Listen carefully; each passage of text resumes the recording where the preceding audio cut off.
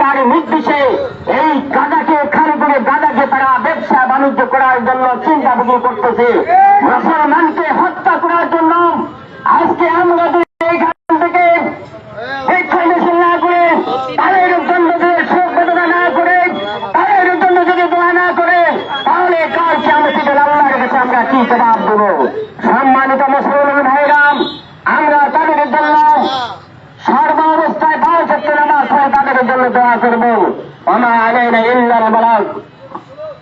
সম্মানিত তৌহিদি জনতা, এ পর্যায়ে আপনাদের সামনে সংক্ষিপ্ত বক্তব্য রাখবেন হযরত হাফেজ মাওলানা আব্দুল্লাহ মামুন।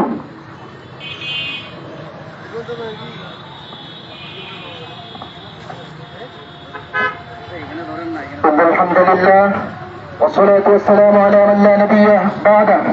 أعوذ بالله من الشيطان الرجيم. بسم الله الرحمن الرحيم. ربنا أخرجنا من هذه القرية الظالم أهلها واجعل لنا من لدنك وليا واجعل لنا من لدنك نصيرا. অত্যকার আয়োজিত বিক্ষোভ সমাবেশে উপস্থিত হযরত উলামায়ে কেরাম, সামনের উপবিষ্ট সর্বশ্রেণীর তাওহীদি জনতা, আমি আজকের এই উপস্থিতি দেখে আমার কাছে মনে হচ্ছে আজকে আমরা গাজাবাসীর ডাকে সাড়া দিয়ে যেভাবে বিক্ষোভ সমাবেশে একত্রিত হয়েছি, আমাদের এই উপস্থিতি এটাই প্রমাণ করে আগামীতে যদি গাজার থেকে আমার মুজাহিদ ভাইয়েরা যদি জিহাদের জন্য ডাক দেয়, আমরা এভাবেই ঘর থেকে বেরিয়ে আসবো, ঠিক কিনা? তৎকালীন ফ্রান্সের প্রেসিডেন্ট হিটলার 60 লক্ষ ইহুদিকে মেরেছিল। পুরা বিশ্ব থেকে তার কাছে জবাব চাওয়া হয়েছিল যে তুমি কেন ইহুদিদের উপরে এভাবে চড়াও হলে। হিটলার বলেছিল 60 লক্ষ ইহুদি মেরেছি, আমি জবাব দিতে চাই না, 2 লক্ষ ইহুদি আমি ছেড়ে দিলাম, আগামীতে এই 2 লক্ষ ইহুদি জবাব দিয়ে দিবে কেন আমি তাদের উপরে চড়াও হয়েছিলাম।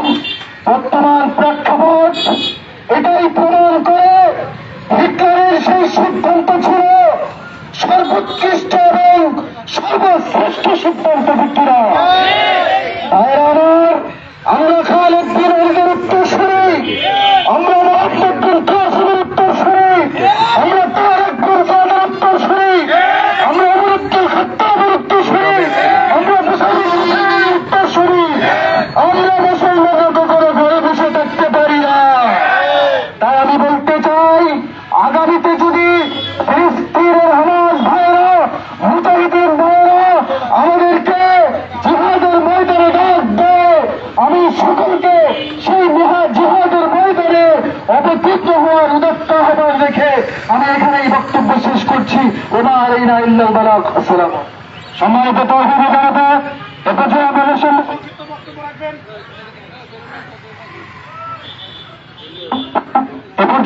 সামনে সংক্ষিপ্ত বক্তব্য রাখবেন হযরত মাওলানা মুস্তাফিজুর রহমান। আসসালামু আলাইকুম ওয়া রাহমাতুল্লাহ। সম্মানিত তাওহীদি জনতা, আমরা জেনে গেছি যে একটা ফতোয়া জারি হয়েছে